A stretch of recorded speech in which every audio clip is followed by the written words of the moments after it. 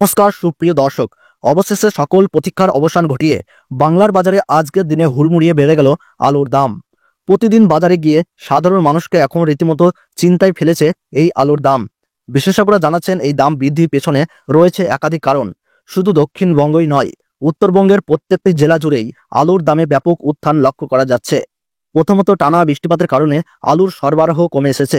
দ্বিতীয়ত, ভিন রাজ্যে বাড়তে থাকা চাহিদা পূরণের জন্য বাংলার আলু বিপুল পরিমাণে বাইরে রপ্তানি হচ্ছে। এর ফলেই স্থানীয় বাজারে আলুর যোগান কমে গিয়ে দাম বাড়ছে দ্রুত গতিতে। অনেক বড় বড় আলু ব্যবসায়ী জানাচ্ছেন, আগস্ট মাসের মধ্যেই যদি আলুর নিকাশি বাংলা জুড়ে 50% পৌঁছে যায়, তবে সেপ্টেম্বর মাসে দুর্গাপুজোকে ঘিরে আলুর দাম অগ্নিমূল্য হতে পারে। বিশেষজ্ঞদের মতে সেপ্টেম্বরের প্রথম দিকেই বস্তাপ্রতি আলুর দাম বাড়তে পারে 200 থেকে 250 টাকা পর্যন্ত।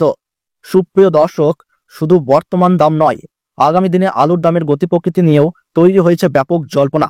2025 সালে আলুর বাজারে কি হতে চলেছে? চাষি ও ব্যবসায়ীরা কে বেশি লাভ করবেন, নাকি সাধারণ মানুষকে পড়তে হবে অতিরিক্ত খরচের চাপে? এই ভিডিওতেই আমরা আপনাদের জানাবো এক্সক্লুসিভ তথ্য, তাই ভিডিওটির একটিও অংশ মিস করবেন না। বিস্তারিতভাবে জানতে হলে অবশ্যই ভিডিওটি শেষ পর্যন্ত দেখবেন। আর আপনি কোন জেলার আলুর বাজার দর সম্পর্কে জানতে চান, সেটি অবশ্যই ভিডিওর কমেন্ট বক্সে লিখে জানিয়ে দেবেন। এতে করে আমরা পরবর্তী ভিডিওতে আপনাদের জেলার সর্বশেষ বাজার দর জানাতে পারবো। এছাড়াও আমাদের ইউটিউব চ্যানেলটি এখনই সাবস্ক্রাইব করে নিন এবং পাশে থাকা বেল আইকনটি প্রেস করে রাখুন, যাতে করে ভবিষ্যতে আলুর বাজার দর, শাকসবজির দাম, সোনারূপা কিংবা আবহাওয়ার আপডেটের মতো গুরুত্বপূর্ণ খবরাখবর আপনাদের কাছে সবার আগেই পৌঁছে যায়। তো চলুন এবার আমরা এক ঝলকে দেখে নেই কিভাবে গত কয়েক মাসের দাম ওঠানামার পর হঠাৎ করে আলুর বাজারে আগুন লেগে গেল। কেন চাষি থেকে ব্যবসায়ী পর্যন্ত সবাই এই নিয়ে ব্যস্ত এবং কেন সাধারণ মানুষকে আগামী দিনে আরো বেশি খরচের জন্য প্রস্তুত থাকতে হতে পারে। তো চলুন এক নজরেই দেখে নেওয়া যাক। গত কয়েক মাসে যখন আলুর দাম কম ছিল, তখন চাষি তথা ব্যবসায়ীরা চিন্তিত ছিলেন, কিন্তু বৃষ্টিপাতের জেরে সমস্ত আলুর খেলাই পাল্টে গিয়েছে।